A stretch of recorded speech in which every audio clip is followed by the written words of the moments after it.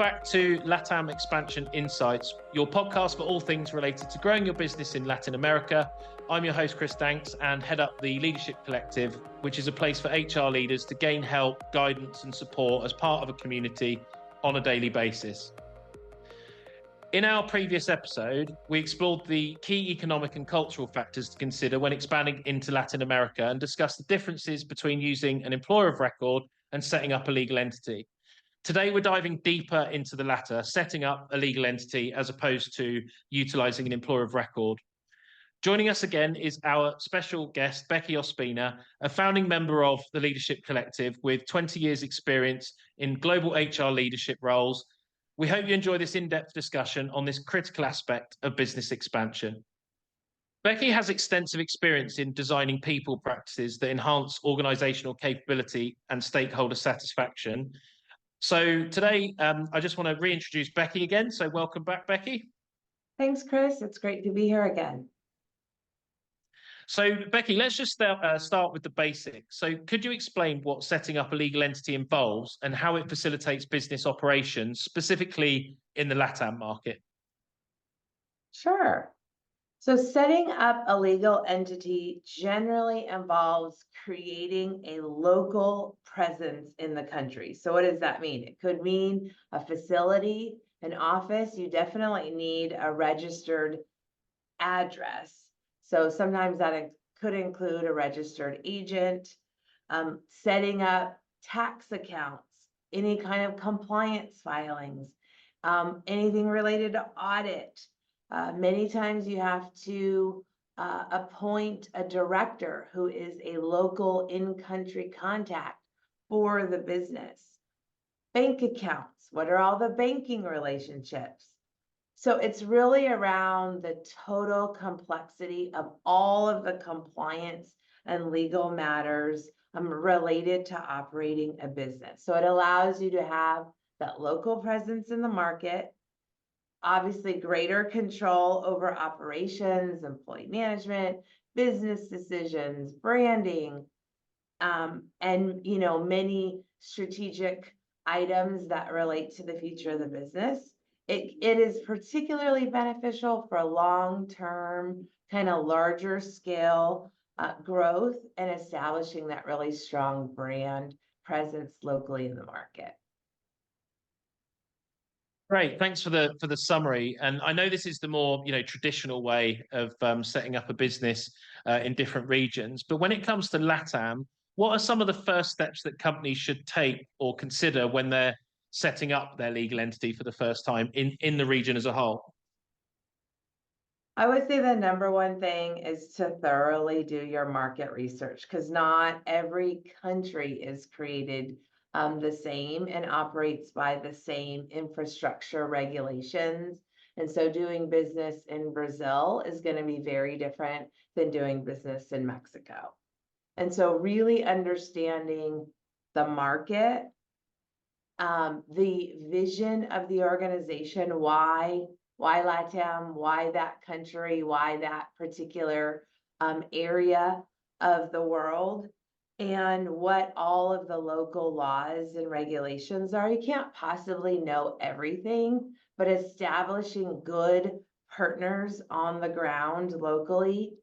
So a financial expert, not only related to tax, audit, kind of regulatory compliance, but also a legal partner to understand what is the legal landscape depending on the country and region. There's a lot of anti-money laundering, anti-fraud, KYC, know your customer, types of processes and regulations.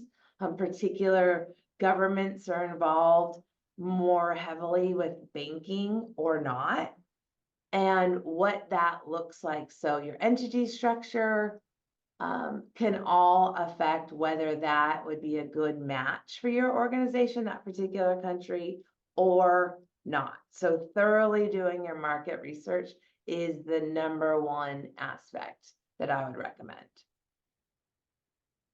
Thanks for the insights. And I know that you're someone that's implemented different ways, different ways of market entry in different regions. So you've used, legal entity setups. We talked on the last podcast more in depth about employer of record setups and the advantages and benefits of setting up an EOR. So just to flip the question around, what do you see as some of the key benefits, again, specifically in the LATAM region, to setting up a legal entity structure compared to any other market entry strategy you might use? The main, in my opinion and my experience, the main benefit of setting up a legal entity is really full autonomous control over the business operations. So every management decision, hiring decision, customer decision, branding decision is really coming from the corporate structure of the organization, and you're sort of navigating the local, environment, but the strategy and the decision making is really fully in your control. Additionally, you can streamline, you can have more efficient processes. You, in the long term, you can manage costs, with the different types of strategies that you employ, and really building that kind of one-to-one presence with the customers, the employees, and your sort of overall business direction in that geographical location. You don't have kind of a third party that's influencing or directing how you're going to navigate some of the challenges that you'll face. And opening a new business in a new country is going to have challenges, whether you go EOR or legal entity. And the legal entity route will give you just that full autonomous control over how you want to handle those challenges. Perfect. And how does having a legal entity impact the compliance, payroll, and HR management side in particular? I would say, again, similar to having autonomy over the business direction, it's very similar around the payroll kind of compensation benefits management. You've got that decision-making power. It does add in some complexities to ensure that you're doing everything correctly. So that's where having a good financial and legal partner on the ground will really help, because every country is going to have their health and safety, is going to have, I mentioned the KYC, the anti-money laundering, the anti-fraud mechanisms in place. Unions are a big consideration, especially looking in Latin America. What does that look like? Employment contracts. Some countries require a wet signature. The employee has to physically sign that. How are you going to facilitate the nuances of day-to-day business?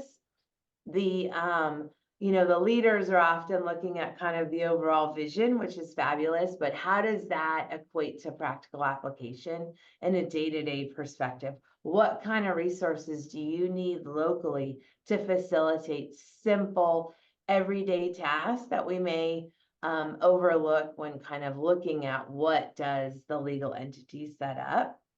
I would say an additional advantage is just managing costs, being able to choose the vendors and partners and kind of really have an influence on what do those cost models look like. We talked as at LATAM as a whole, but you've got experience kind of going into different countries all over the world and in LATAM.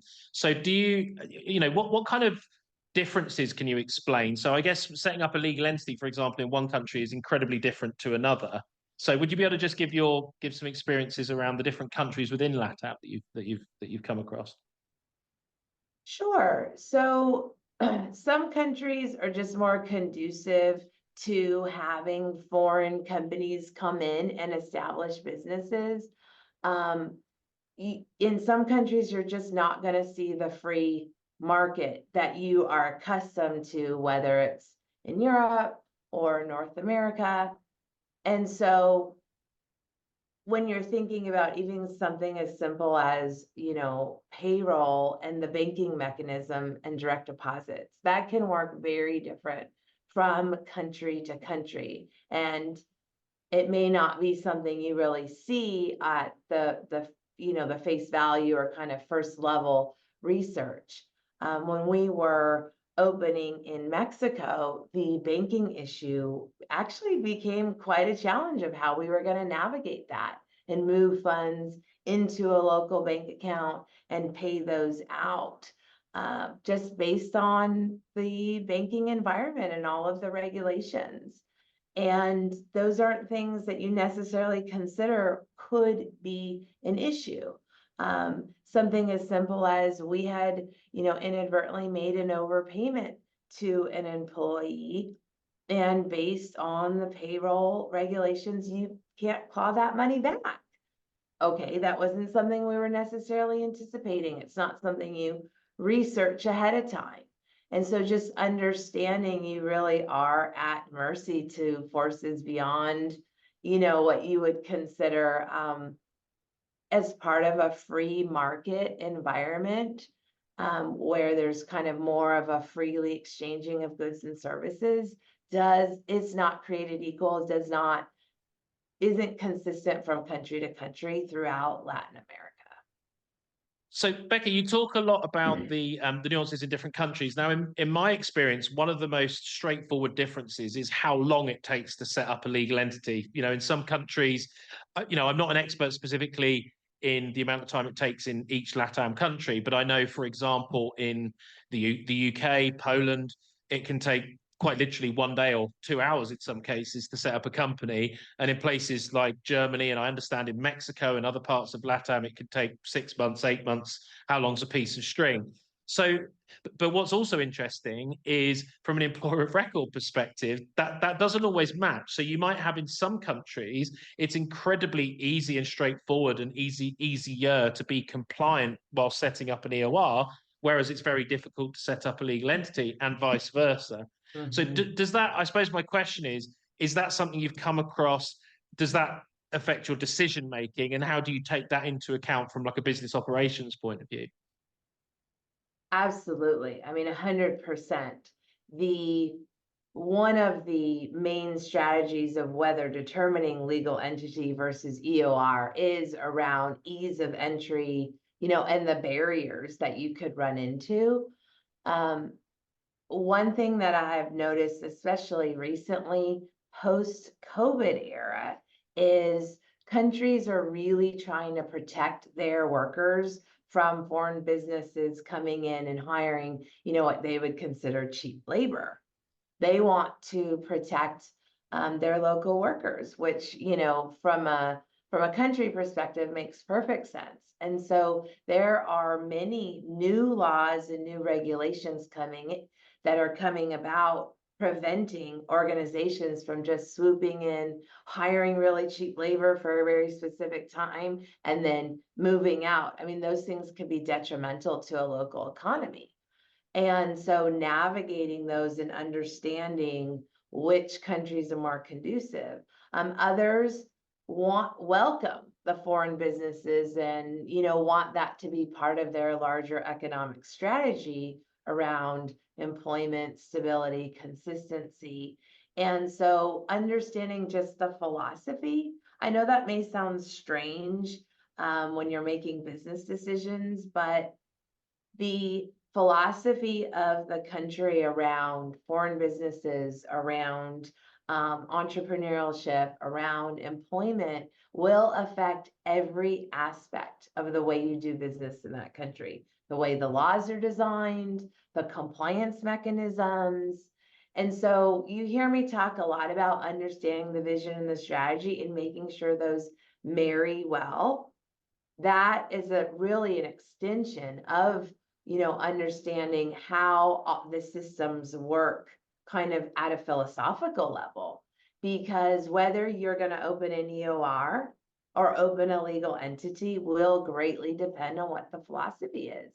One thing we found is post-COVID that a country like Mexico does not want to be an outsourced labor mechanism. They do not want their labor force just to be cheap labor that US companies could come in, utilize for a specific period of time, and then leave and decimate their economies. And so there are a lot of mechanisms they're putting in place to ensure if you're establishing a business in Mexico, you're there for the long term. And, quite frankly, it makes sense, right? And so making sure that marries with your business strategy, ultimately. As a region, you just touched on something very interesting. So, in LATAM as a whole, take Mexico. I was very heavily involved on the recruiting side in Mexico a couple of years ago, just post COVID, when there was a huge boom for talent there, and many US companies were not all US, but because of the time zone, often US companies would go there to access cheaper labor, but also at the time it was actually accessing any talent that had the skill set, because there was such a shortage at that given the demand that many people know about. What was interesting is 2 years later, that boom basically created a whole different market where people were no longer going there for cost reasons, because it was almost as expensive as hiring in the US for certain skill areas, especially when you do add on the additional costs of legal entities or employer of records and everything that sits around the employee. So what we saw then was that people were starting to move into other countries. They were starting to look at Colombia, comes up a lot. They were starting to look at other, Brazil, all kinds of countries actually, all across the Americas, to see where else they could access the talent at a reasonable cost, at least, but also have access to the volume of talent that's needed. What's your, just to add one other thing, we saw the same trend in Europe, where I'm based, where Eastern Europe, in particular, places like Poland, 10, 15 years ago used to be a place for essentially cheap labor. And now it's just, it's actually still a misconception that many people even now run into, which is, I want to go to Eastern Europe, Poland as an example, for cheap labor. And we have to educate them. Actually, it's no longer cheap. Actually, it's about as expensive as the UK, Germany, not a million miles off US prices. So, look elsewhere. Let's look at other places if you're doing it for cost reasons. Where do you see the trend going in Latin America yourself? What's your view? Where do you see it heading? From a long-term perspective, I mean, I see countries that are more welcoming to kind of external companies. Colombia, we found, was a excellent source of technical talent. So there are, highly educated, bilingual workforce that the local economy cannot support jobs for everyone. And so we found great success coming into countries like Colombia, Chile, Argentina, where you have highly educated populations that are looking for, stable professional corporate work. And there is a big need, a big supply of labor. Also, a big consideration for us was bilingual and the infrastructure of home work.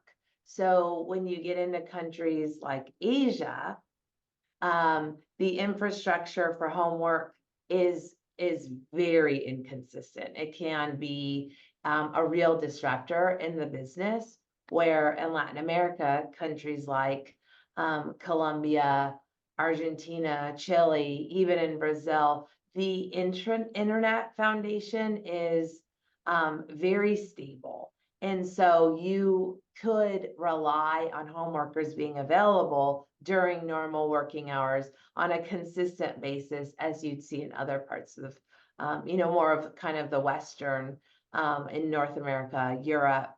But when you get into places in Asia, especially if it's outside of a capital city, the stability of being able to just connect to your company systems really falls dramatically.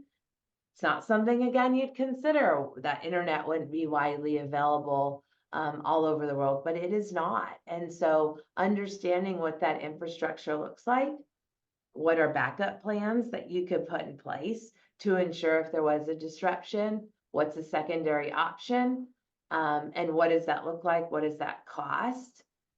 Those are things, again, are probably not going to be part of the first blush analysis. And this is a little off topic for the podcast today, because I'm just going to touch on something you were talking about Asia there, but later in the series, we're going to do some pieces around India specifically, among many other places, particularly looking at the global capability centered trend that's really happening at the moment. You know, I believe there's at least one a week now moving there, where hundreds of employees are being employed by major corporations to offer the ability to bring together many skill sets in one geographical location. So that's another interesting trend. And just India as a whole is a very India alternative. I guess for US companies, the biggest thing that keeps, I think, people specifically in LATAM, obviously there's lots of good reasons to go there, but one of the biggest things is the time zone. You know, it's very difficult to obviously operate east or west from the US.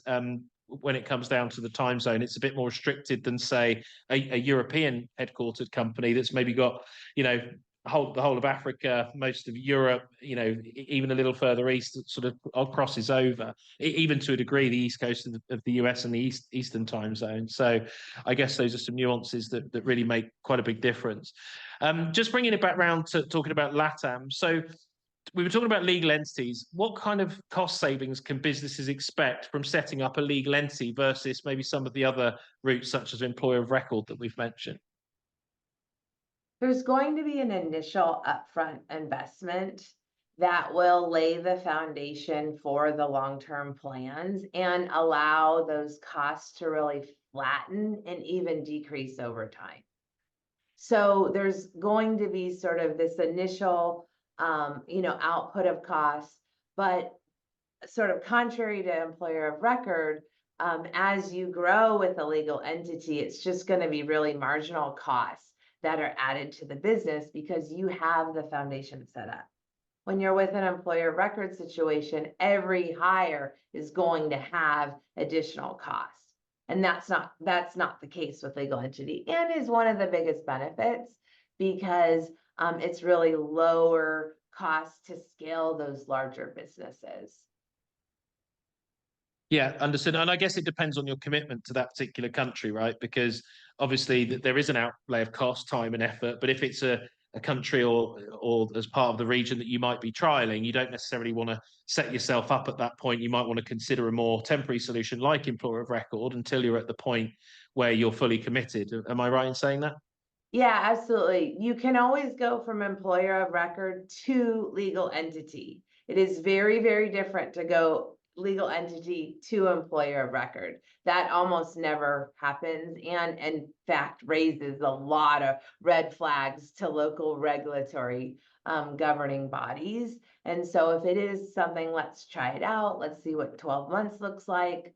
A temporary employer of record, ease of entry, ease of setting up locally, and ease of exiting as well. Legal entity is a much longer term commitment, and trying to close an entity in a country is extremely challenging and can be a very lengthy process.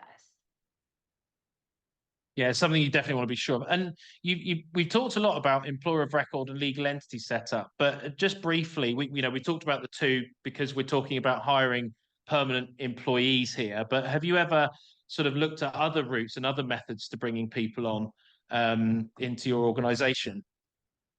We actually had a contractor model. So in the US, we would think of it as maybe what we'd call a 1099, an independent contractor or an independent consultant. That does work in very, very specific environments where you have more of a socialized medicine, socialized pension systems, where people really get the benefits of healthcare and retirement through paying taxes, paying in through the local governing bodies.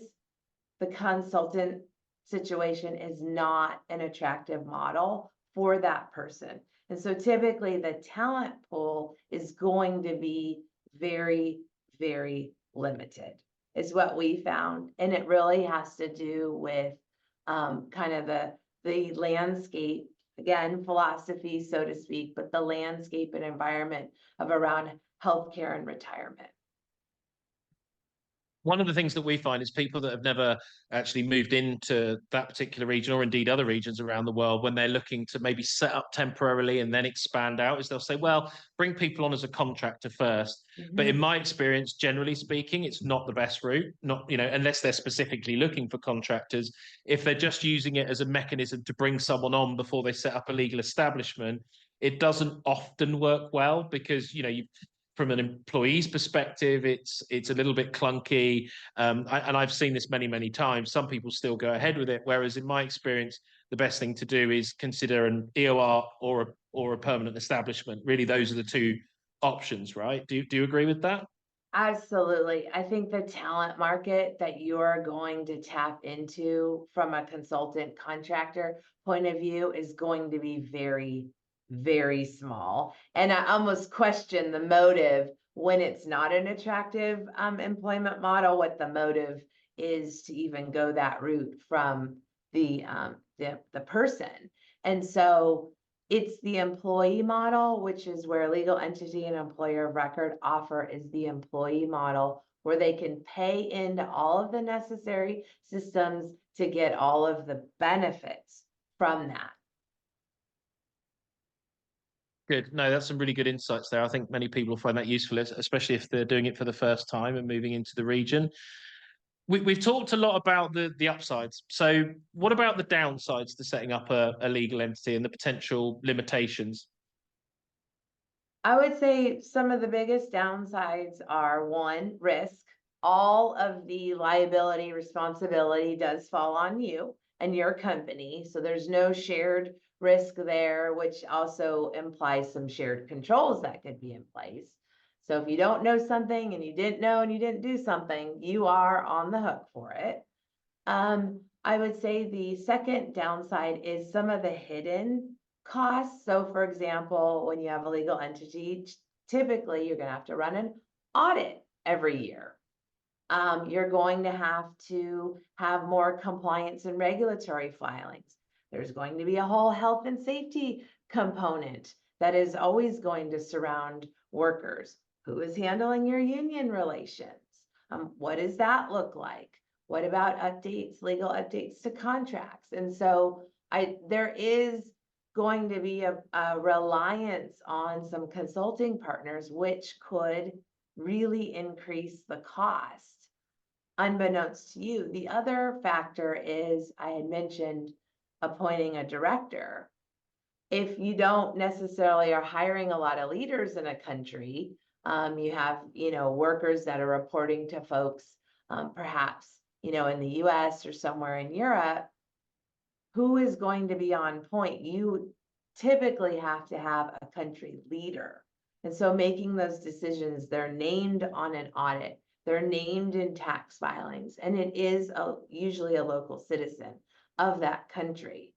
That's a lot of responsibility, and people are often not willing to take that on without some kind of assurances, compensation, written into contracts and things. And so that may not be what your organization has an appetite for when opening a legal entity in that country.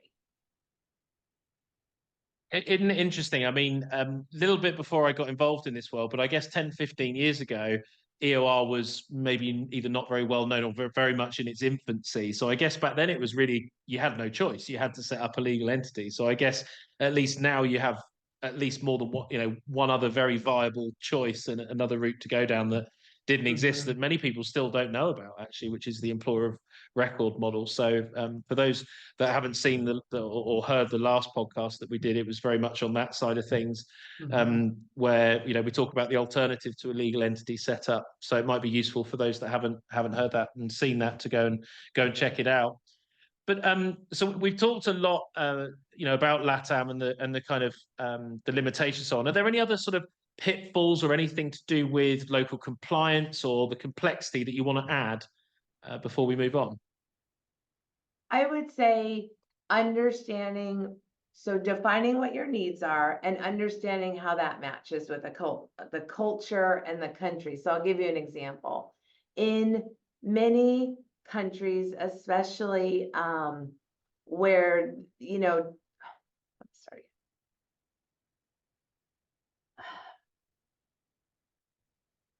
Good. I'm going to start again.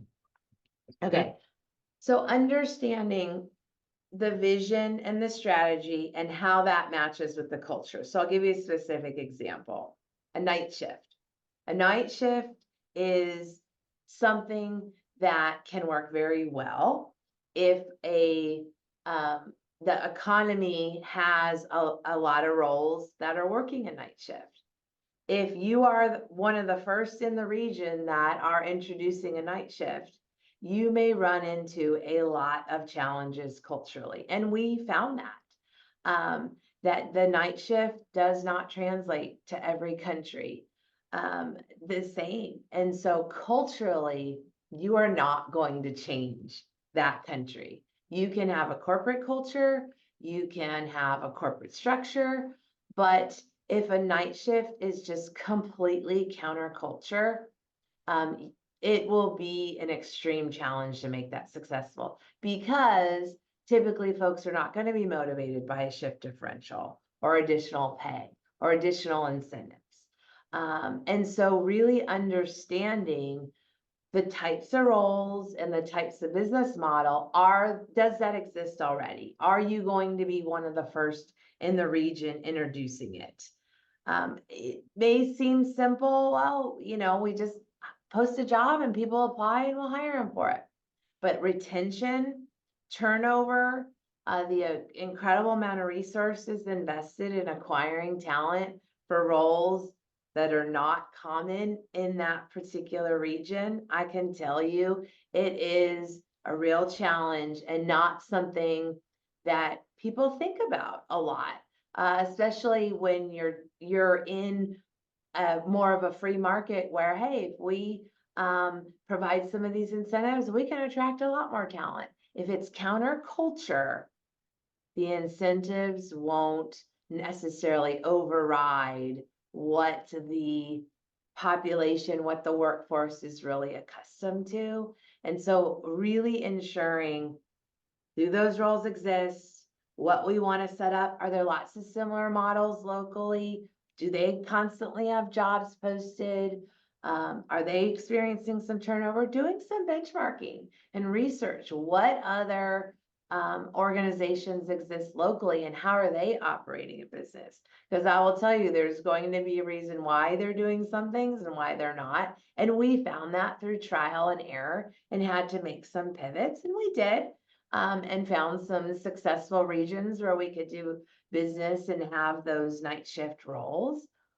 But it is something that you do need to consider around the cultural environment if the roles that you're looking for marry very well. For example, sales commissions, operating on a large commission salary.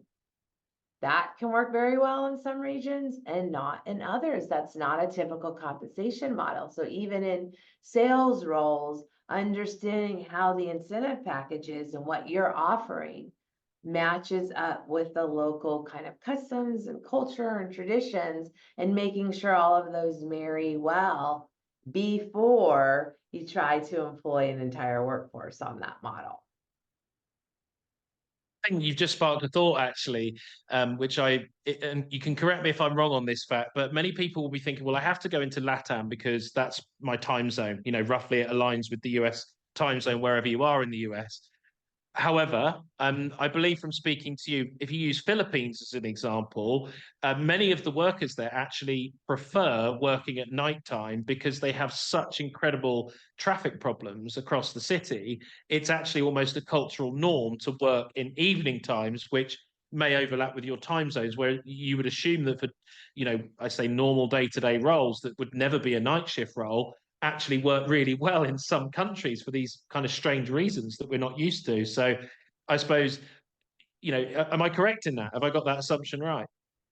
Yeah, and that's what understanding what the local landscape looks like, not just from a business or an economical standpoint, but where are most people living? Where are most people working? What do all of those commutes look like? Because to your point, things that maybe we're not considering are major decision factors in other areas of the world. What does the internet situation look like? I had mentioned that before. Again, we're sort of assuming it works similar to where we're living and working. It may or may not. And making sure you understand what all of that looks like. It's more the intangibles, but it does affect where your talent pipelines are going to come in, what people are going to be, wanting, what's going to be preferred methods. And I always think about the employment relationship as being two ways. And I think that's what makes, LATAM really unique and special in my mind, is because it is very much a partnership. And when we have approached it that way, we have seen really, really good results because we're really making sure it's working for both sides of the equation. Absolutely. No, that's been great, Becky. I mean, I think we're pretty much at time now. Just to kind of summarize some of the things that we've covered today, we've talked a lot about legal entity setup, specifically in LATAM.